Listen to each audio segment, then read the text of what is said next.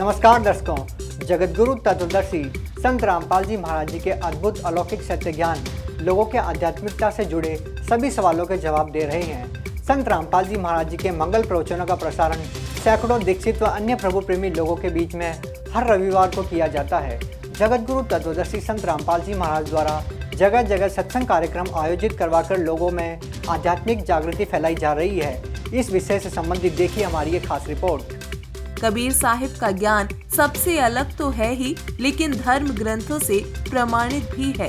वर्तमान समय में कबीर साहिब जी के वास्तविक ज्ञान को संत रामपाल जी महाराज यथावत बता रहे हैं, जिनके तत्व विधान में जगह जगह एक दिवसीय सत्संग समारोह का आयोजन किया जा रहा है। ऐसा ही आयोजन राजस्थान, महाराष्ट्र, मध्य प्रदेश, गुजरात, गोवा, जम्मू कश्मीर और कर्नाटक समेत कई अन्य राज्यों में किया गया। सर, क्या विचार हैं आपके संतों को लेकर, धर्मगुरुओं को लेकर, क्या विचार रखते हैं आप?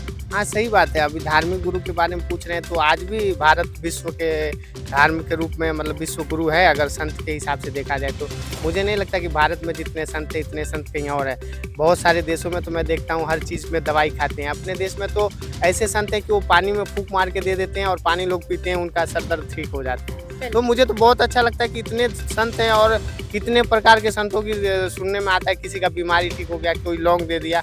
मतलब दवाई के झमेले में कम लोग और संतों के झमेले में ज़्यादा रहते हैं। जी मैम, क्या कहना चाहेंगे? मैं ये कहना चाहूँगी, इन्होंने कहा कि जो संत होते हैं या धर्म गुरु होते हैं वे विधि बताते हैं, तो हमें ऐसे में बिल्कुल सही कहा उन्होंने, विधि बताते हैं, पर हमें ये देखना कि वो विधि हमारे शास्त्र अनुकूल है या नहीं। ऐसे में सबसे बड़ा पैमाना सब किसी भी सच्चे गुरु को नापने का सबसे बड़ा पैमाना हमारे धर्म ग्रंथ ही हो सकते हैं। तो जो क्रिया या जो विधि हमारे धर्म ग्रंथ बताते हैं तो वही सही होगी ना। तो हमें ये देखना है कि कौन सा धर्म गुरु हमें वो सही विधि बता रहा है। तो मैं उस मामले में कहूँगी कि हंसों की डार नहीं होती और हीरों की बोरियां नहीं भरी जाती। सच्चा गुरु एक ही होता है और आज के युग में वो संत रामपाल जी महाराज ही हैं। वो मतलब कुछ भी एक से नहीं होता है, एक ही गुरु सब कुछ है ऐसा मेरा मानना नहीं है। क्योंकि बहुत सारे गुरु हैं, वो सभी के धार्मिक पुस्तक पढ़ के बने हैं, अपने धर्मों के बारे में बताते हैं। एक ही ज्ञान को सही से लोग नहीं समझ पाता है, सारे ज्ञान को कैसे हम समझेंगे, बहुत कंफ्यूजिंग है। जी मैम, ये हमारे दोस्त ने शायद कभी संत रामपाल जी महाराज का सत्संग नहीं सुना। वो इतनी सरल भाषा में, इतनी लेमैन के लैंग्वेज में वो हमारे धर्म ग्रंथों का निचोड़ बताते हैं। आपको पढ़ने की जरूरत ही नहीं है, वो तो आपको सिर्फ उनके सत्संगों से ही आपको अध्यात्म ज्ञान की पीएचडी करा देते हैं। सुनकर तो देखिए। संतों की परिभाषा क्या होता है, मतलब संत किसको बोलते हैं, हमें संत की जरूरी क्यों है? पहले आध्यात्मिक ज्ञान में बताया गया हमारे वेदों, शास्त्र और 18 पुराण में जो इंसान का जन्म है 84 लाख योनि में आता है और ये जो आत्मा जन्म प्रवृत्ति में घूमता रहता है, चक्कर काटता रहता है। हम तो अभी हमारे को बीमारी हो गया, दवा खा ले, फूंक मार ले, सही हो गया।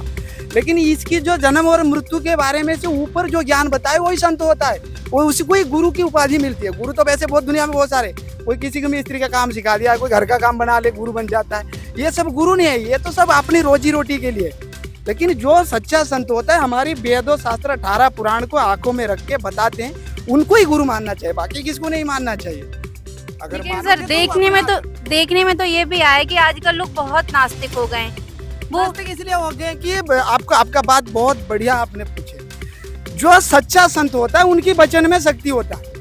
आज देखो इतने सारे धर्म गुरु हैं, लेकिन बुराई कितना फैला हुआ है बताओ। चोरी कम नहीं होता है, डकैती कम नहीं होता है, माँ बहन की परेशानियां रास्ते में जा नहीं पाते हैं और दारू की भट्टी तो जगह जगह खुल रखी है। अब बताओ इतने सारे संत है, फिर इतनी बीमारी क्यों है?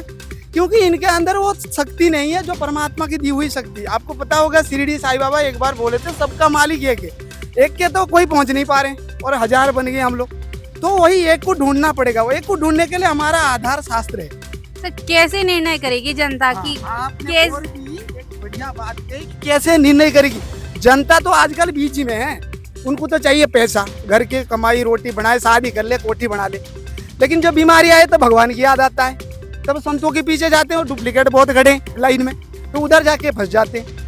लेकिन हमें हमारे शास्त्रों, जो भारत इतने सारे पूर्वजों से भारत विश्व गुरु बना है, इसका कारण क्या है? हमारे वेद को, हमारे भारत के सारे लोगों ने पूरे दुनिया ढूंढ लिए, लेकिन हमारे ग्रंथ को नहीं ढूंढा। अगर हम अपने ग्रंथ को ढूंढेंगे और हमारे ग्रंथों के हिसाब से भक्ति करेंगे तो हमें विश्व गुरु कौन है, वो सच्चा संत कौन है पता लग जाएगा। और आज के ज़माने में जो सच्चा संत है वो संत रामपाल जी महाराज है, जो सारे वेद 18 पुराण, कुरान, बाइबल, भगवत गीता सारे खोल के दिखा रहे। आप युवा पीढ़ी हैं, आप पढ़े लिखे हैं, अगर मैं आपको झूठ बोल रहा हूँ, आपके घर में किताब होगा, आप खोल के देखिए, पढ़िए। सुनिए जी जी सर। सुनिए पत्रकार साहिबा, जी सर। ये भाई साहब जो बोल रहे हैं, तो इतने संत जो धर्म गुरु सब हैं, क्या वो मिडिल फेल थोड़े ही हैं? सब पढ़े लिखे हैं और उन लोग को टनाटन पैसा चाहिए। और क्या मतलब है, क्या धर्म है, क्या है, तो लोग मूर्ख थोड़े ही हैं। ये जो भाई साहब बोल रहे हैं बिल्कुल गलत बोल रहे हैं। वो सभी पढ़े लिखे हैं ना, वो लोग शास्त्र वेद को सब जानते हैं। ऐसा तो नहीं है जो सबको उल्लू बना रहे हैं। और उल्लू बना रहे हैं तो उनका धर्म तो वो लोग भी तो आज सुनते होंगे, देखते होंगे, उनका धर्म जाने। हम लोग तो गुरु पर आंख मूंद कर विश्वास किए हुए हैं। हाँ, मैं बता रहा हूँ, देखो इन भाई जी ने बोले कि गुरु पे आंख बूंद के विश्वास करना बढ़िया बात है, हमारे गुरु जी ने भी बताया। लेकिन आप पढ़े लिखे हो, आप एक बार किताब भी तो देख लो। गुरु से आंख बंद करके, अब जो पहले हमारे पिताजी थे, हमारे पूर्वज जो थे, पढ़े लिखे नहीं थे, तो पंडितों को ऐसे भरोसा किया, वो सच्ची था। तक हम लोग अभी पढ़े लिखे हैं, एजुकेटेड है, वो क्या बोल रहे हैं, एक बार तो किताब खोल के देखने में क्या परेशानी, लेकिन हम नहीं देख रहे हैं, यही तो हमारी परेशानी। जी क्या कहना चाहेंगी आप? मैं ये कहना चाह रही थी कि जैसे उन्होंने कहा कि वो जो धर्म गुरु है वो पढ़े लिखे हैं, बिल्कुल बहुत सही कहा, बिल्कुल पढ़े लिखे हैं और बहुत डिप्लोमेट भी हैं, बहुत अच्छी उनको पैसा बनाने की जो शिक्षा है वो सबको देते हैं, बहुत अच्छी तरह से पैसा भी बना रहे हैं। पर किंतु ये भूल जाते हैं कि जो श्रद्धालु उनके पास आते हैं वो श्रद्धालु अपनी समस्या लेकर आ रहा है, क्योंकि जब हम तकलीफ में होते हैं तभी हमें परमात्मा याद आता है। और डॉक्टर भी अगर आप देखें तो डॉक्टर भी ऑपरेशन थिएटर में घुसने से पहले परमात्मा को ही याद करते हैं।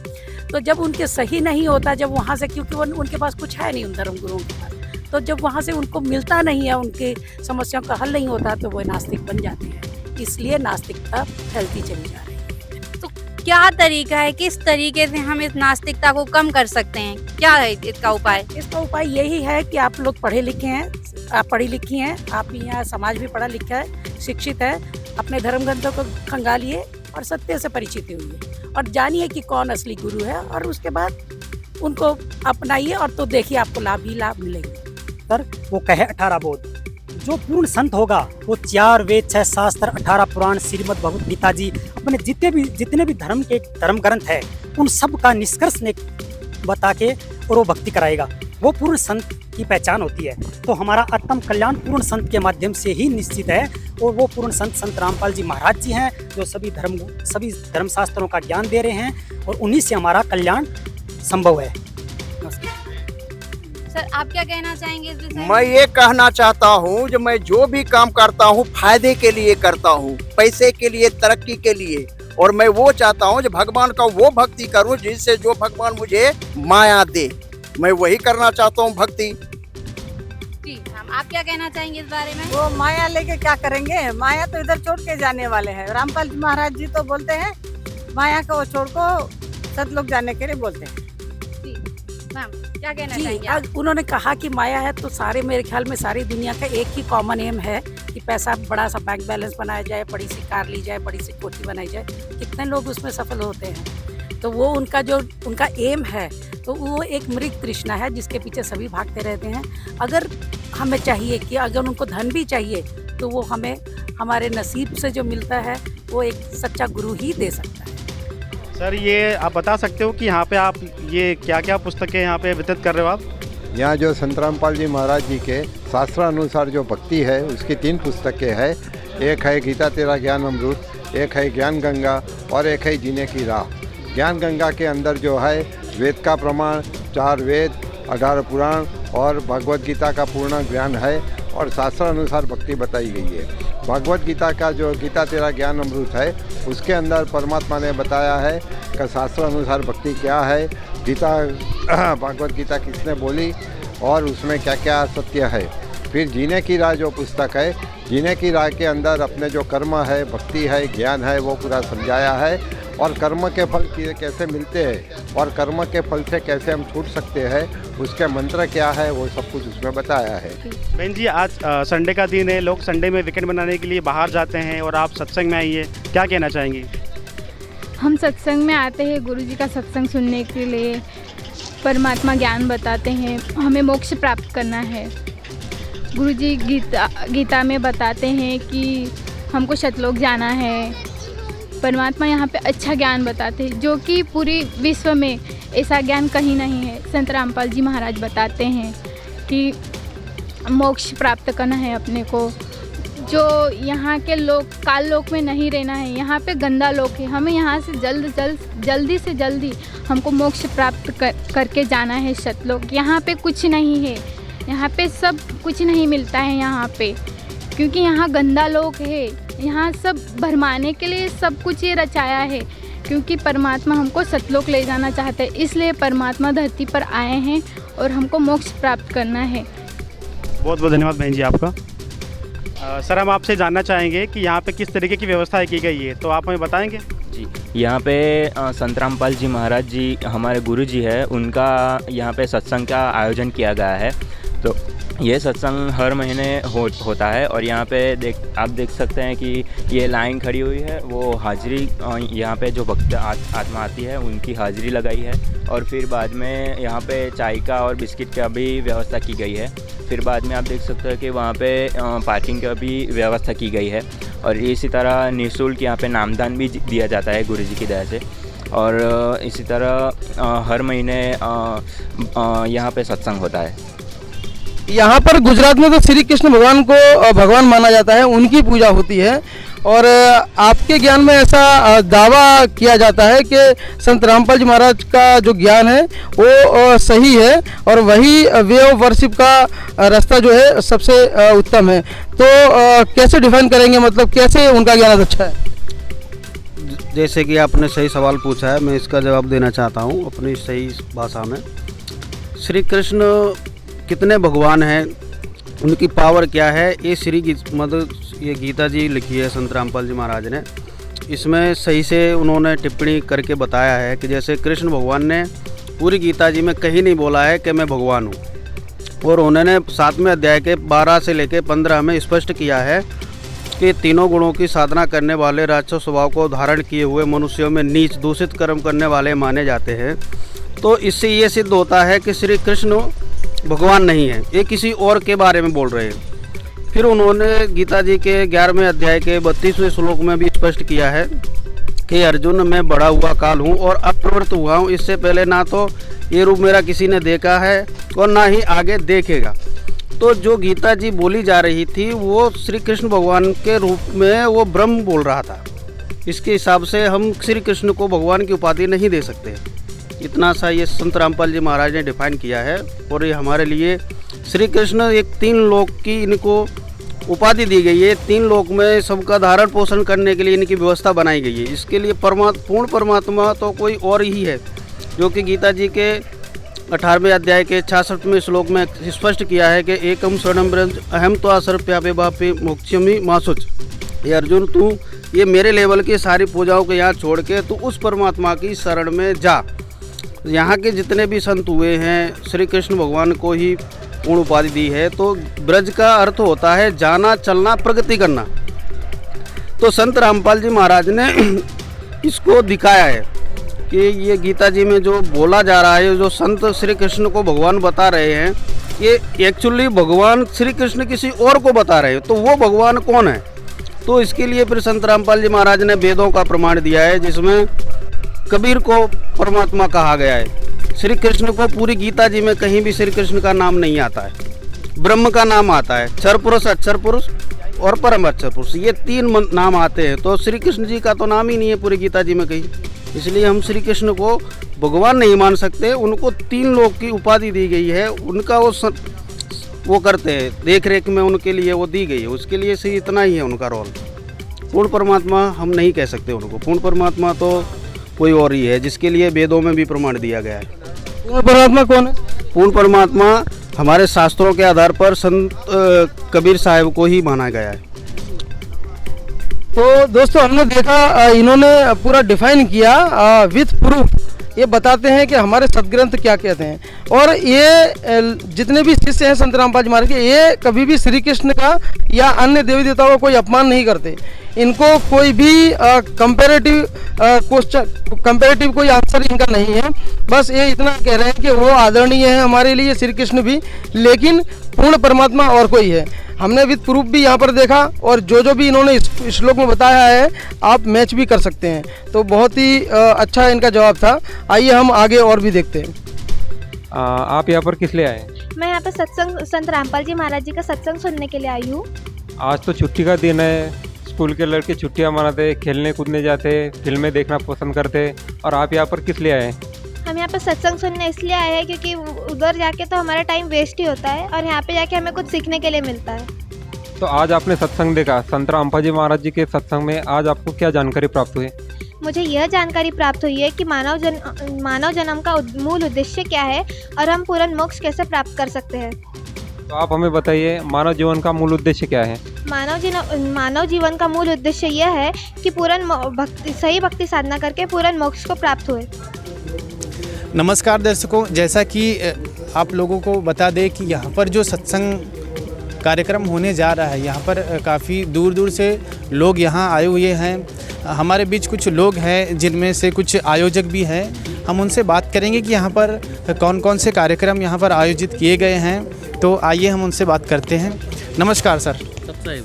सर क्या नाम है आपका? मेरा नाम दिनेश दास है। दिनेश दास जी, सबसे पहले तो आप ये बताइए कि यहाँ पर कौन से कार्यक्रम यहाँ पर आयोजित किए गए हैं आपके द्वारा? जी, यहाँ बताना चाहूँगा कि यहाँ गोंदिया जिले के द्वारा संत रामपाल जी महाराज जी के सानिध्य में सत्संग का आयोजन किया गया है, विशाल सत्संग का। और विशाल सत्संग के दौरान दहेज मुक्त विवाह जो संतों की वाणी में रमैनी कही जाती है, उसका आयोजन किया गया है। और प्लस उसमें 50 यूनिट प्लस ब्लड डोनेट, यानी 50 यूनिट प्लस में ब्लड डोनेट करने का आयोजन किया गया है। ये हमारी गोंदिया की जो संगत है बंदेश्वर सदगुरु रामपाल जी महाराज जी की, यहाँ पे गोंदिया, छत्तीसगढ़, मध्य प्रदेश, एमपी और वर्धा जिले की संगत यहाँ पे आई हुई है। सर, आप इतना बड़ा जो कार्यक्रम आयोजित किया जा रहा है आपके द्वारा, तो इस प्रकार के जो कार्यक्रम करने के आपके और आपके जो गुरुजी हैं संत रामपाल जी महाराज, उनका क्या उद्देश्य है? संत रामपाल जी महाराज जी का उद्देश्य है विश्व कल्याण। जो दहेज मुक्त विवाह जो करवा रहे हैं परमात्मा, यहाँ पे विश्व को दहेज से मुक्ति दिलाने के लिए, जो आज जो लड़कियों को दहेज के लिए प्रताड़ित किया जाता है, उस प्रताड़ना से मुक्ति दिलाने के संत रामपाल जी महाराज इस विवाह का आयोजन सत्संग के दौरान करवाते हैं। और ऐसे अनेक सत्संगों में हजारों विवाह आज तक के हो चुके हैं। सुनने में आता है कि संत रामपाल जी महाराज अपने सत्संगों द्वारा एक समाज कार्य कर रहे हैं। जो समाज में कुरीतियाँ है, बुराई है, उन्हें छुड़ाने के लिए अनमोल कार्य संत रामपाल जी महाराज आज के डेट में कर रहे हैं। तो वाकई में इस चीज़ में कितनी सच्चाई है, जानते हैं कुछ श्रद्धालुओं से। नमस्कार। नमस्कार सर। सर आपका नाम? सनी दास। सर आप कहाँ से हो? सर जी, मैं नासिक महाराष्ट्र से हूँ। सर यहाँ पे आज किस उपलक्ष्य में उपस्थित हुए हैं? सर जी, यहाँ पर आज पूरे नासिक ज़िले की ये जो भगत है संत रामपाल जी महाराज के, और जो जगत के लोग भी हैं, उनके लिए संत रामपाल जी महाराज के द्वारा सभी पवित्र धर्म ग्रंथों के आधार पर पूर्ण मोक्ष का मार्ग, भक्ति का मार्ग, आत्मकल्याण का मार्ग बताया जा रहा है। तो जैसे कि ये कह रहे हैं कि यहाँ पे संत रामपाल जी महाराज अपने सत्संगों द्वारा जो आध्यात्मिक सत्संग कर रहे हैं, यहाँ पे भगवान के बारे में, परमेश्वर के बारे में जानकारी दे रहे हैं। तो इसी तरह हमें और भी जानकारी मिल रही है कि संत रामपाल जी महाराज आज के डेट में समाज में जो कुरीतियाँ हैं, जैसे कि मांस भक्षण करना, शराब पीना, तंबाकू खाना, इनको भी त्यागने की सूचनाएं अपने अनुयायियों को देते हैं। तो इस चीज़ में कितनी सच्चाई है, जानते हैं उन्हीं के मुख से। नमस्कार। नमस्ते जी। सर आपका नाम? मेरा नाम कैलाश दास। सर आप कहाँ से हो?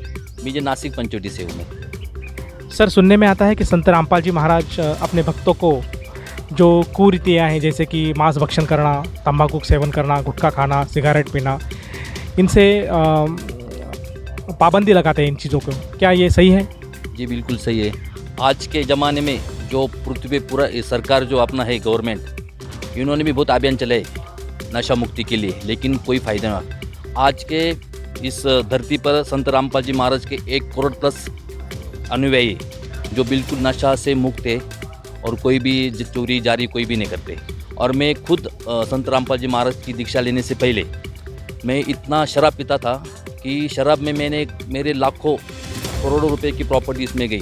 तो मेरे माता पिता ने ये शराब छुड़ाने के लिए मेरे को बहुत सारे संतों के पास ले गए, जैसे आसाराम बापू, सुधांशु महाराज, ऐसे बहुत सारे संतों को, और कोई झाड़ा झटका करते उनके पास भी लेके गए, लेकिन उनसे मेरी दारू नशा नहीं छूटी। लेकिन संत रामपाल जी महाराज से नाम दीक्षा लेने मात्रे से मैंने 2003 में संत रामपाल जी महाराज से नाम दीक्षा लिए, तब से तो आज तक मैंने शराब को छुआ भी नहीं, और शराब वाले देखने से भी मेरे को बहुत घृणा आती है। ऐसे संत रामपाल जी महाराज का अभियान अभी बहुत जोर शोर से चल रहा है अभी इस धरती पे। सर, जैसे कि आप बता रहे हैं कि संत रामपाल जी महाराज अपने अनुयायियों से शराब या कुछ इस तरह की नशा छुड़ाते हैं, तो ये कैसे संभव है? मतलब क्या उसके लिए क्या विधि देते हैं या कुछ चमत्कार ऐसा कैसे होता है? नहीं जी, ये कैसे मालूम क्या, ये जो एक ऐसा ये स्थिति है भगवानों की, जैसे ब्रह्मा विष्णु महेश, ये 3 लोगों के प्रभु है और इनके ऊपर ब्रह्म पर ब्रह्म है। लेकिन अपने शास्त्रों में जो आपने जो कर्मदंड है ये लोग नहीं काट सकते, ये देवता नहीं काट सकते, उसको वो सुप्रीम पावर मांगती है। अगर वो सुप्रीम पावर की शरण में गए तो वो सुप्रीम पावर के हाथ में वो शक्ति है कि अपने कर्मदंड काटने की। तो ये जो संत रामपाल जी महाराज जो मंत्र दीक्षा देते हैं, उनसे मंत्र लेने से मात्र से ये सब नशा वो सब बुराई ऑटोमेटिकली छूट जाती है। इतनी संत रामपाल जी महाराज के मंत्रों में पावर है जी। सर, जैसे आप देख रहे हैं कि संत रामपाल जी महाराज जी के जो अनुयायी हैं वो दावे के साथ कह रहे हैं कि संत रामपाल जी महाराज के पास ऐसे मंत्र है जिस मंत्र की शक्ति से जो श्रद्धालु या जो कोई दुखी आत्मा है जो नशा कर रहा है, उनकी नशा बराबर ऑटोमेटिक छूट जाती है। जैसे कि आप सुन सकते हैं कि संत रामपाल जी महाराज जी के जो अनुयायी हैं वो दावे के साथ कह रहे हैं कि संत रामपाल जी महाराज के पास वास्तविक मंत्र है, जिस मंत्र के साधना से जो श्रद्धालु है उसकी जो नशा है पूरी तरह से छूट जाती है। बाकी में ये बड़ा ही अनमोल कार्य आज संत रामपाल जी महाराज कर रहे हैं और समाज अच्छा साफ सुथरा समाज आज संत रामपाल जी महाराज तैयार कर रहे हैं। संत रामपाल जी महाराज जी ने सभी धर्मों के सद्ग्रंथों में से प्रमाण दिखाकर यह सिद्ध किया है कि कबीर साहिब ही पूर्ण परमात्मा है। केवल कबीर परमेश्वर की भक्ति करने से ही मोक्ष प्राप्ति हो सकती है। हमारी इस रिपोर्ट में बस इतना ही। जुड़े रहिए SN न्यूज़ चैनल के साथ। धन्यवाद।